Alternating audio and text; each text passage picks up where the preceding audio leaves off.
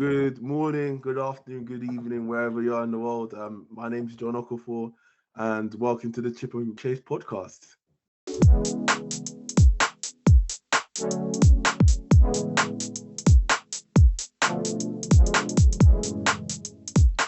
All right, lads. Wait, bear with me one second. I've got technical difficulties. Let's get into it.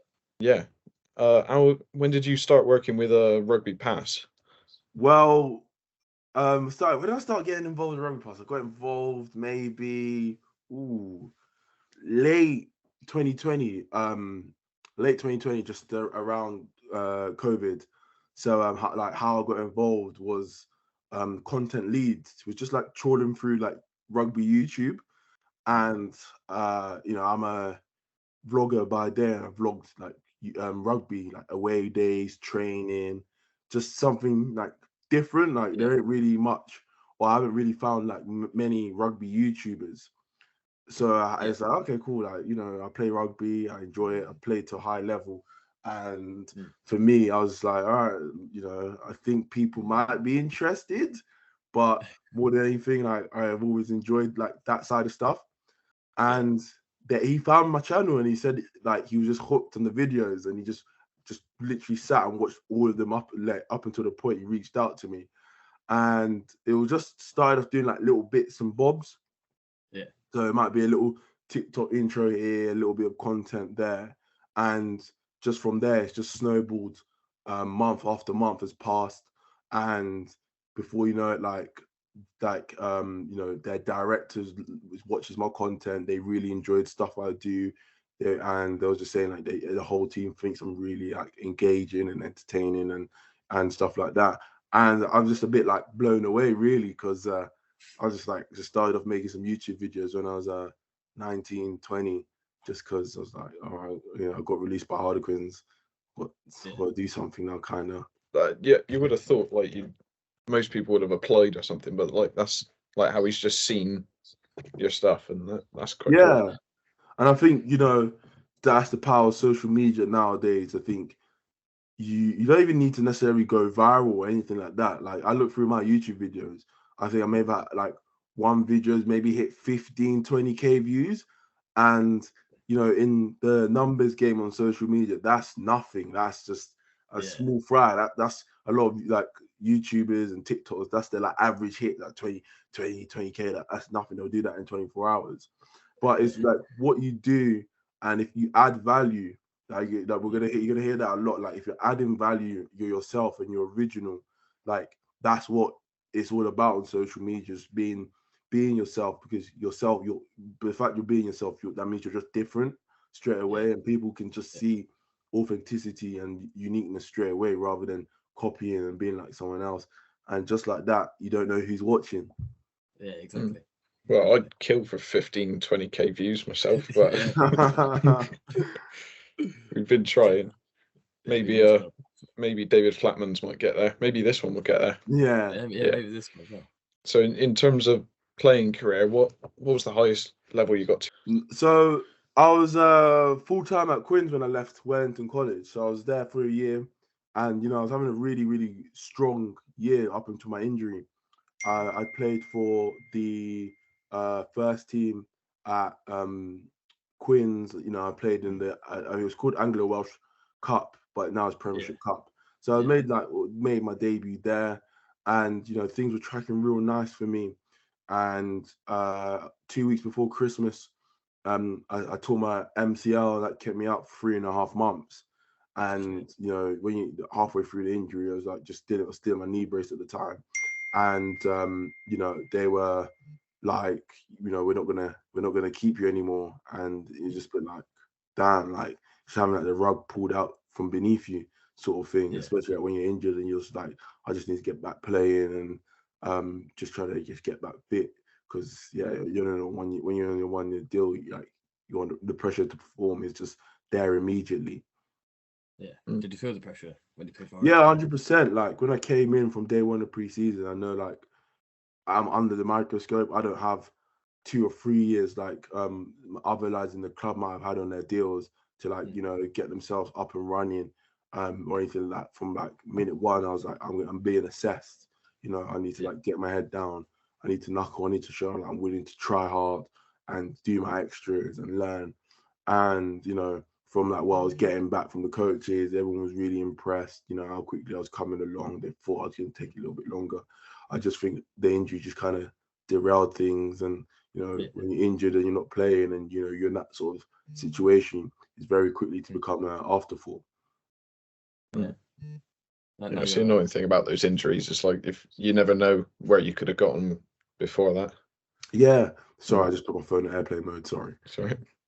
So yeah, no, with those sort of injuries, you never really know, and you think, oh, that you know, when I came in, I thought I was gonna be like playing at Quins for like 10, 15 years, and like not that I made it, but like, I thought like this was gonna be like the first step in my career sort of thing to like, you know, hopefully play for England one day, and like this is what I wanted, this is what I dreamed about, and like just to like lose it is just so soon after I got it, like I didn't really, I barely like got used to the scenery and seeing like the likes of Chris Robshaw, Danny Kerr, and Jamie Roberts, who was at the club at the time. You know, these are people like when I was in like my early teens, mid-teens, I was watching like playing rugby, going to Lions stores, playing for England, and like there, you know, I'm on a training ground with them, and you know, doing it like day in, day out. Yeah, smashing it. Now you're smashing up for these tykes now. Yeah, and now it's Leeds Tyke, so like National One rugby, which is I always tell people it's always a funny league playing in National One because it's an absolute like crossover of players. You've got players who are just like happy to stay there. You got young and hot prospects. You got like Prem players on their way down. You got there are lads there, you know, who've got like 50, 60, 70 appearances in the Prem. So like they're not slouches. They're very, very good rugby players. Yeah. So the league is really, really competitive. It's always tight. And you know, I'm enjoying it. It's been fun. It's been great, and it's been like my first real exposure to like week in, week out men's rugby. Yeah, I think my local club like National League 2, I think. So it's meant a couple of promotions off the Prem. Hopefully we'll be there. Yeah. Yeah, I actually got it here. Got a nice little number. What team is that? Old Red Cliffians. Yeah, I think they're National 2 South. Yeah, they've done all right at the minute. I wish I could say the same about Keynsham, but not really. They're still just like your Sunday league team. I saw on your Instagram that I think your most recent post was like when you were at the Champions Cup final. Yeah, that was in Rugby Pass. Yeah, that was wicked.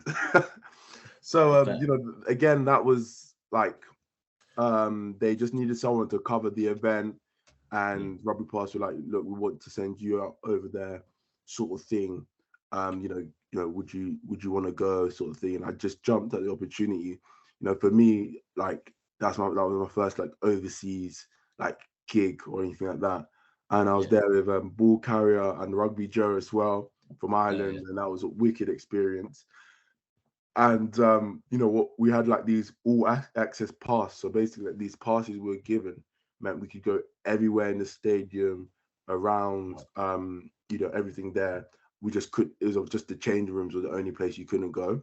So when it got to full time, and you know, we were just like with these passes, we just like, all right, we just literally just flashed these passes to the stewards. They would just shrug their shoulders and like, all right. And at full time after La Rochelle beat Leicester, I'm literally walking around on the pitch. You know, if you ever get to watch the final again, and you know, you get to see it, you can literally just see us social media guys full time just on the pitch, like as if we were one of the part of the playing squad. And one of the La Rochelle lads literally just came over to me and said, "Here's the trophy. Take a picture of it now." I was like, "What do you mean take a picture?" I was like, "No, take a picture." And I was like, what the hell? So it's like those sort of things. It's an incredible memory, and I just like it just shows what the power of social media could do. Because I was never really gonna do that like off my own back. You know, met Cheslin Colby, met Antomac. You know, Andy Good was there. So like, you know, you're in the like the who's of the rugby world. Brian Habana was there, like there. So you're there literally like networking and mixing around with like the who's of the rugby world. Who's the biggest name that you've met then? It'll have to be Habana. Yeah, it has to be. He's not even close. Like Brian Habana, he's a cool guy, man. Real friendly, really cool.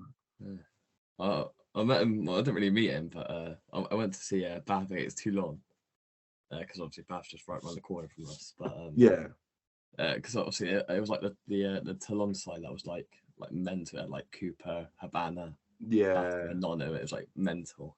Yeah, and no, that was a joke team. Habana came, said hello to the fans, and I just went shook Habana's hand. It probably went wrong, but that's my little claim to fame. And then it was like Vermeulen came, and everyone was like booing him because I think like South Africa beat like England or something. Yeah. And everyone was like booing Vermeulen, and like he turned around and just like pulled like a death stare, and everyone just went quiet. He's absolutely huge, so no one would mess with Vermeulen. Yeah, no, that was a good night to be fair. Yeah. Do you reckon that Champions Cup was like the best experience you've had with Rugby Pass so far? Or? Yeah, in terms of like some of the work we've done is right there at the top. I think, going on those sort of trips and, it's a cool job. Like, my girlfriend gets quite jealous when I talk about, potential jobs, and those talks about going to the World Rugby Awards, and like, just the turnaround time was too short, and like, that was in Monaco, and like we got the Rugby World Cup in like 10 months in France for about which is 6 weeks long. So that's just like some of the like incredible like things you can just do with social media. So like that was definitely the coolest, and we'll definitely be going back again next year. Yeah, no, I was gonna say that you're gonna go to the one in Dublin, I think it is. Yeah, definitely. Like Dublin, definitely have to go to Dublin. I've never been to Dublin. That was really nice. So I'm definitely gonna be pushing to go to that. We were thinking of going there. One of our teachers was saying that we could do like a live podcast at a venue or something, and go watch the game after. No, I think that'd be really cool. If anything in like that's different or new or promotes rugby, like is big. Like rugby needs as many people as it can, like shouting its name. I think last couple of months, especially when we had like Wasps and Worcester go like bust. Yeah. And other Premiership clubs are looking at their balance sheets, and like things are like it's tight, right? Really, really tight for rugby right now. So whatever we can do to like promote the game, grow the game is important. And I think rugby just needs to look cool as well. Rugby just doesn't like appear to be a cool sport in my mind. So it's more like a sport that people are almost scared of. Yeah, like in terms of participating, like no one wants to get smashed by 6'7", 720 kilo people. Yeah, exactly, and it's weird, and like I can't even like get it, because like for me, if we look at our direct competitor, or our sport that's quite similar to us, the NFL and American football, but like that's huge, and people want to play that, but like when people talk about rugby, no one wants to play rugby. So it's like something's gone wrong here, because like rugby is a global sport, but the NFL's only played in one country effectively. Yeah, America is massive as well. That kind of helps as well. Yeah. No, because a couple of months ago, Joe Morrow was all about like saying like rugby's like dying or something. Yeah, and like kind of true in a way.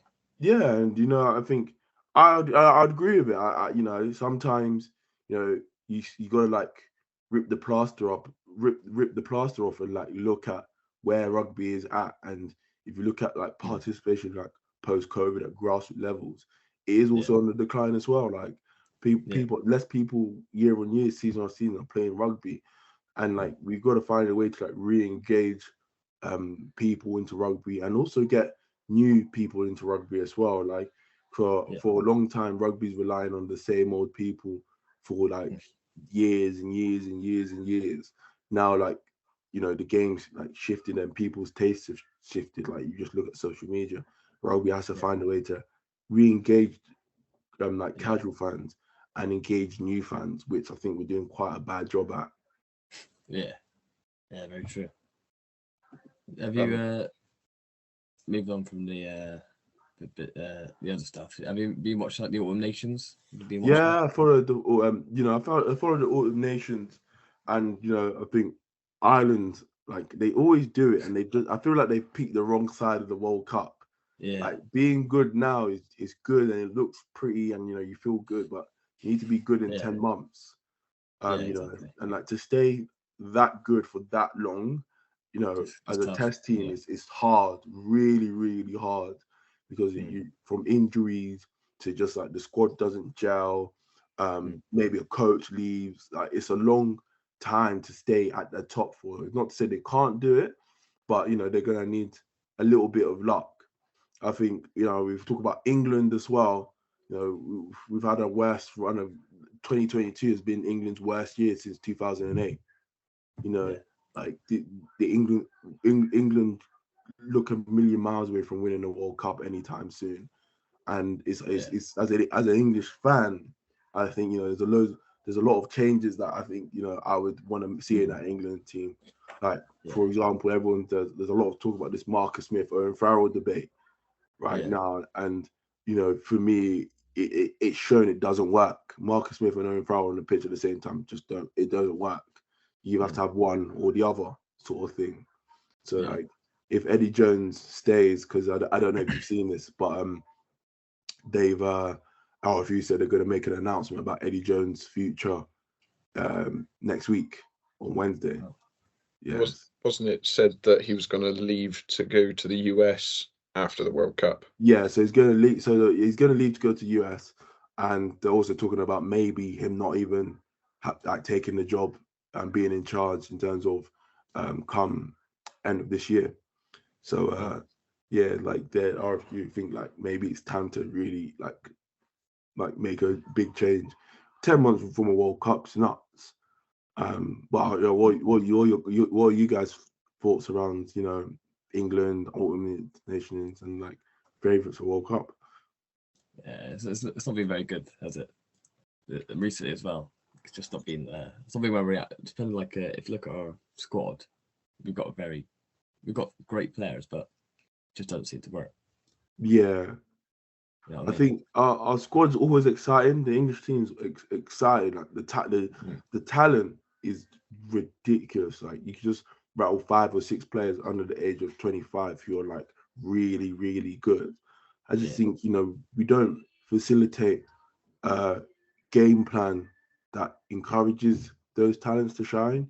A lot of those lads that are in that team, they like to chuck the ball a little bit. Like Marcus Smith will play from his 22 if it's on. Like he's that sort of player, but at England he won't. He just doesn't have that sort of freedom.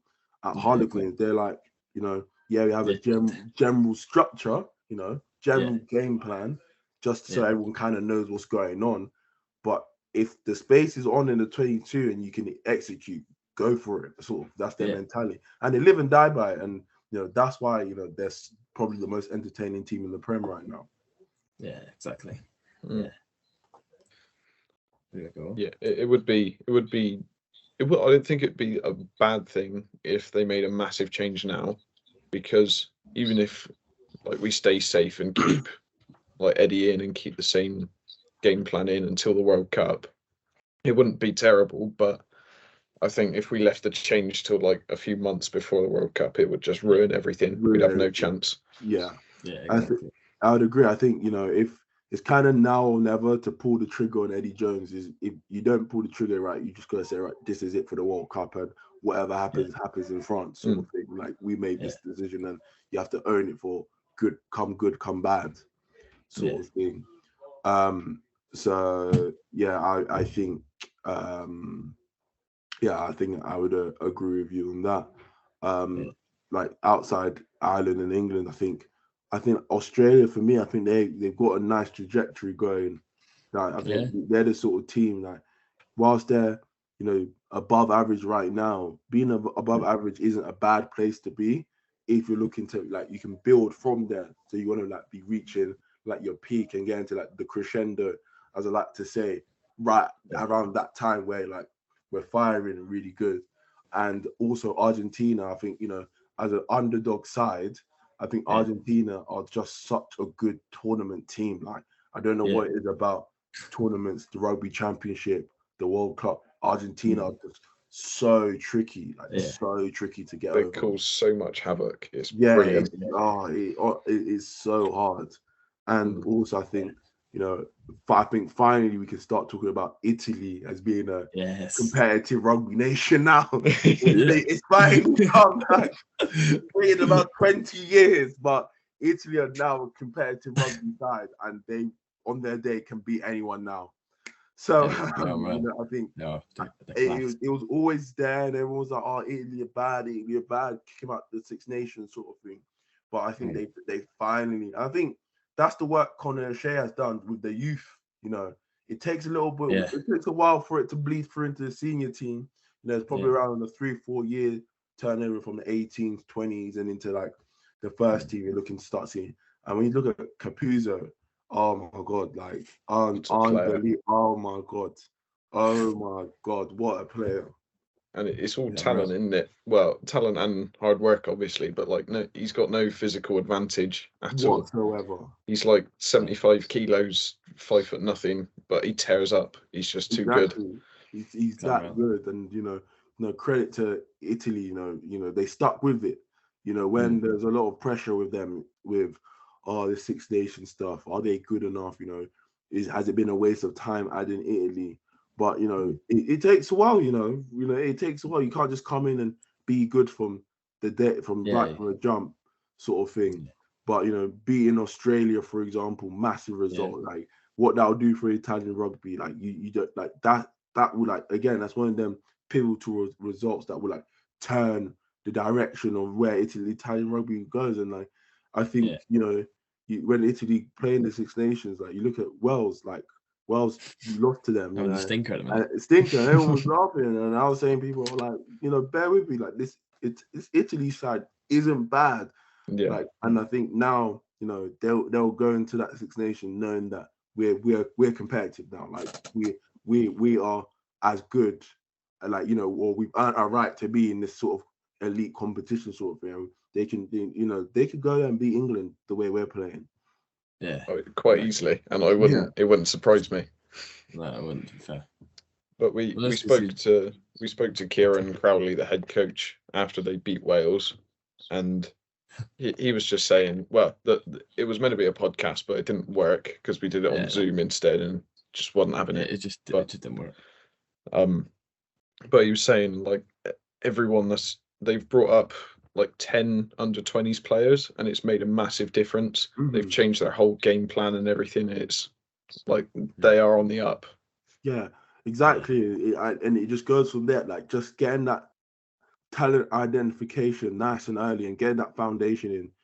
I know when Conor O'Shea took the job in 2017 maybe, and like he really like pushed on that under-20 side and saying like we need a pipeline of top talent for the senior squad, and like they've got that pipeline now, and like the infrastructure and like the game plan and the talent identification that he's implemented, even though he's lost now, like it's changed Italy, and like he deserves as much credit as the current coach, because those things just don't happen overnight. It takes the groundwork was being laid years and years ago.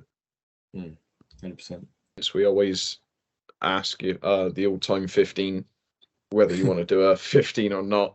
Everyone's done something different, but preferably like favorite players rather than best players, because it's getting a little bit samey. Yeah. Okay. Favorite players in like 15. Yeah, regardless of where they play. Okay, what they've achieved. Okay, favorite players.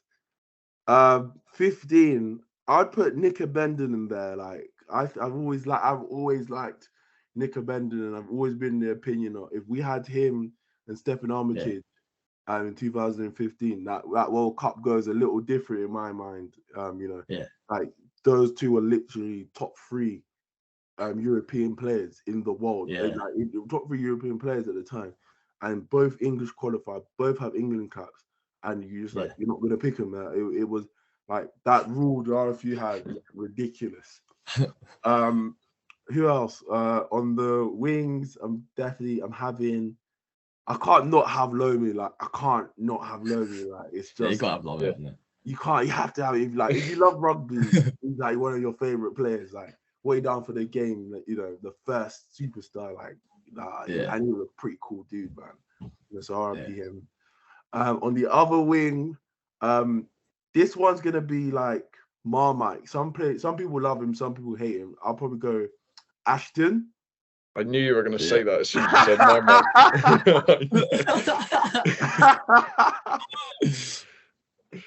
He's Marmite, but he's one of them guys. You know, he's akin to like the Dylan Hartleys, the Farrells, and the Mike Browns of the world. When he's playing against you, you absolutely despise the living daylights out of him. But when he's for your team, you love everything he does. And you know that try against Australia, that's one of the greats. Iconic. Yeah, that's one of the greats, man. That's an all-time try in world rugby, and you know the splash to finish. So bumps it up a few numbers.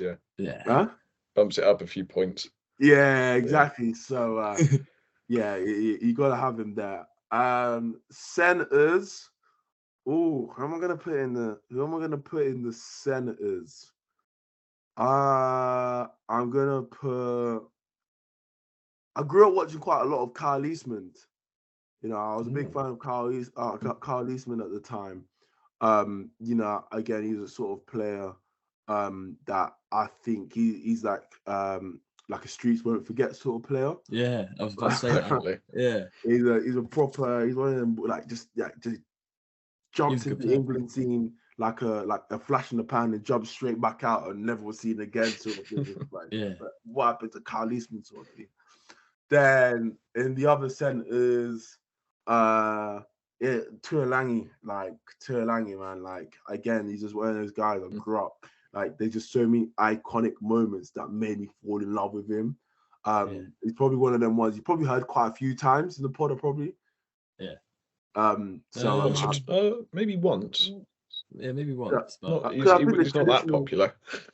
Mar Nonu probably like he's been in there a couple of times. Tanner and Mango maybe as well. Yeah, he's been in twice. Yeah, so they're probably the ones I think.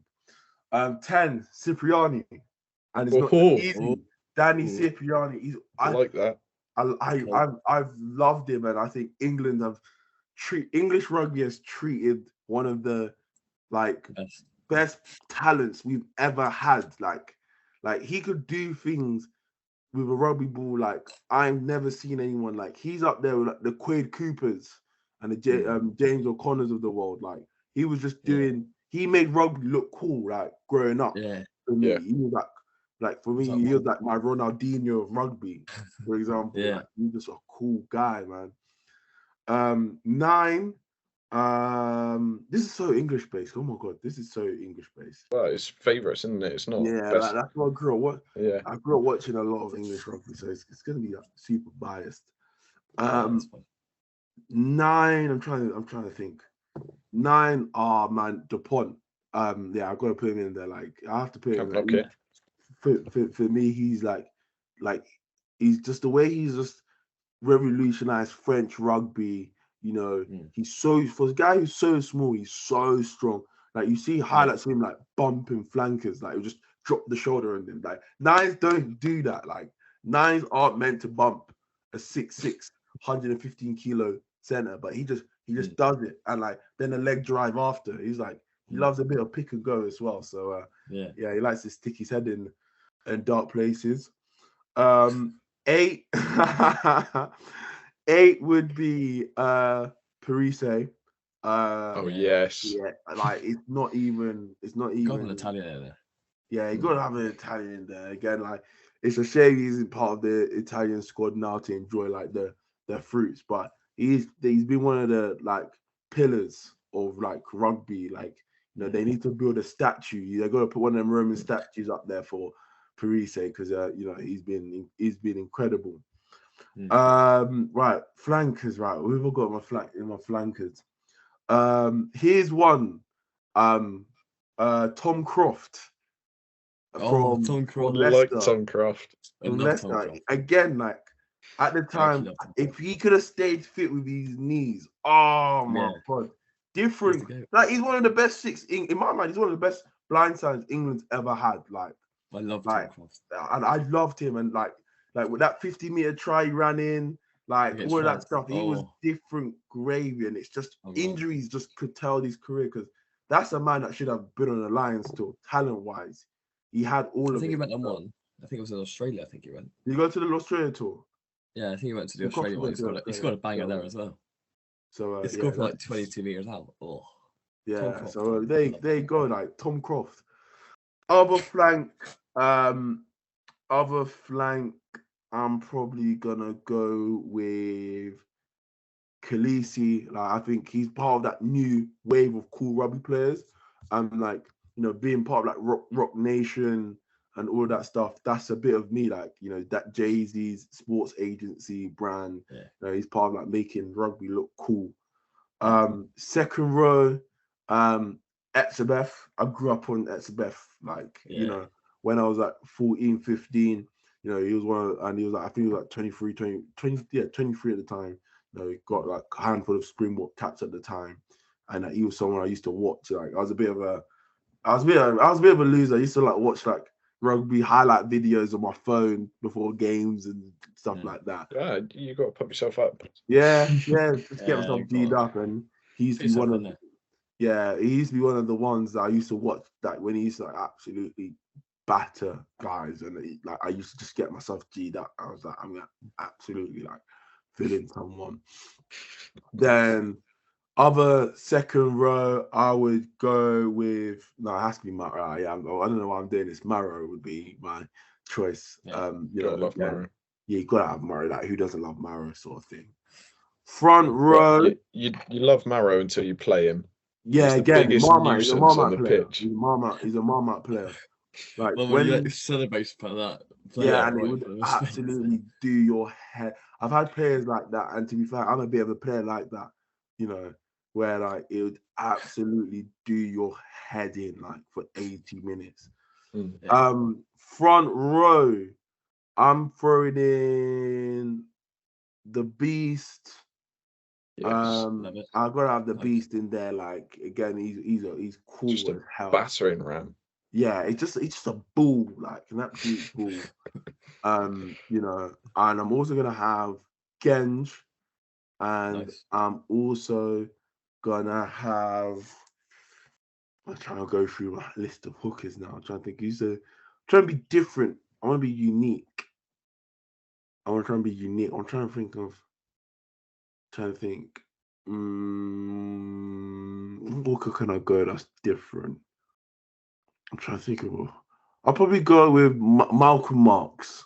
He's probably one of my favorite. So like, those are probably like my current favorite players right now across the board. So I hope it's a unique list. It's quite a good team, that. Yeah. There's obviously the odd player that's like everyone's got a pick, but you can't knock that. Yeah, you can't not have Lomia. I like.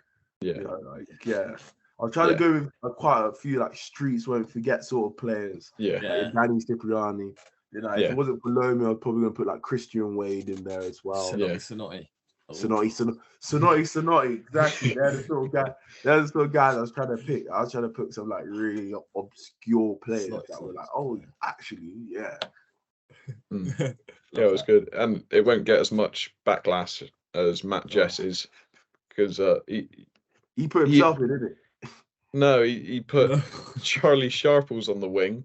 Charlie, what, from Gloucester? Yeah. And I think his back like line was Jack Noel at fullback. That's not that bad. And then he had Okafor on the other wing. No, it's an interesting back three. Yeah, it was clearly his favourites, but no one realised it was his favourites. Like when we posted it on TikTok, they were rinsing him. like this has got to be a put on, and is he on drugs and stuff like that? It was it was like this team is terrible.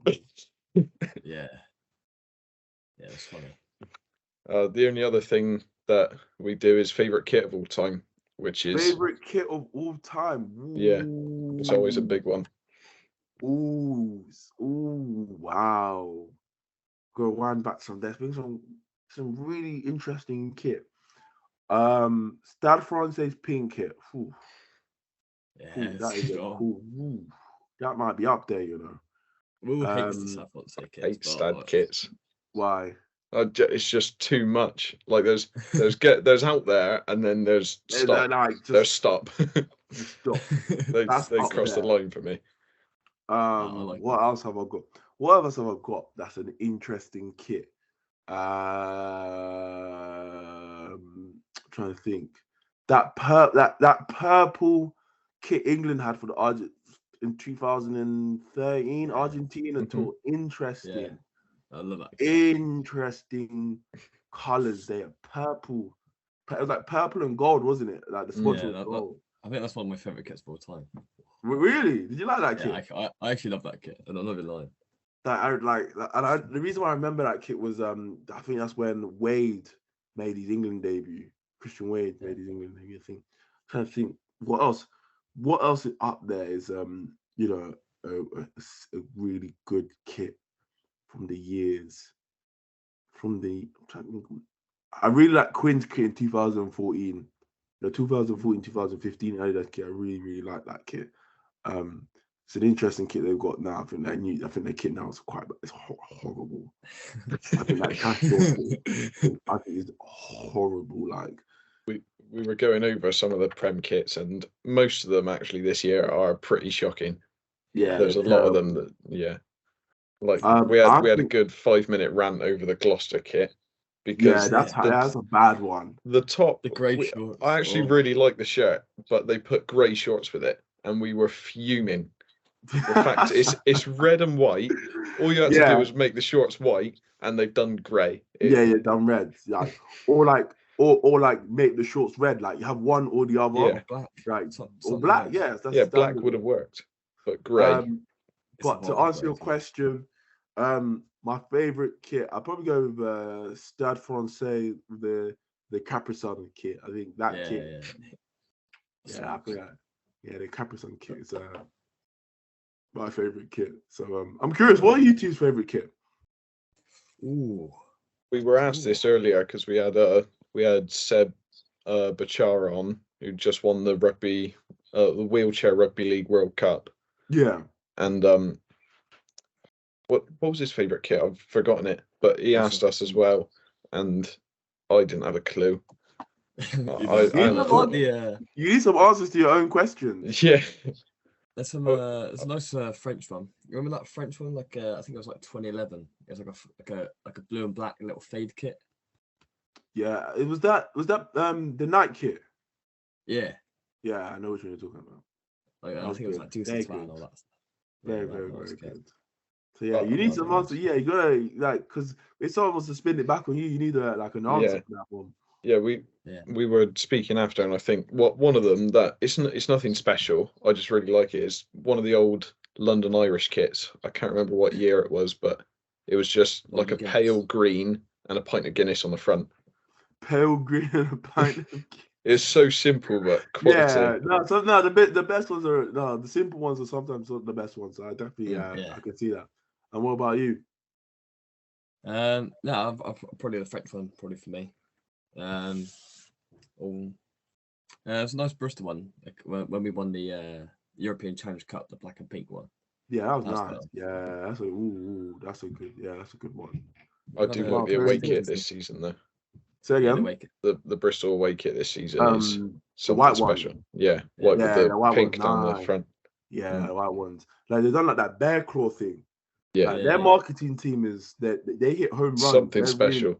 Really, they've got whoever's doing that marketing over there, if it's an agency or whatnot, they need to tie them down long term because they just getting it right. Kit, social media are like, you guys are just entertaining. Like whatever they're getting paid is not enough. Not enough. Like, it's just entertaining to look at. Yeah. Not sure about the home kit this year, but that's. I don't think it's that bad. I like it. I don't think it's that bad. I think not for me. Not for you. Not for me. The third kit's terrible though. Which was the third kit? Is it the black kit? It's like pretty much the same as the home kit, just black with like multicolored pattern. Yeah. Not a fan of that. Yeah, it's alright. What about the obviously South African team that have been in Europe now? Just talk about the European kits. What do you make of that? What, just South African teams being in Europe or just the kits? Yeah, because there was a lot of backlash.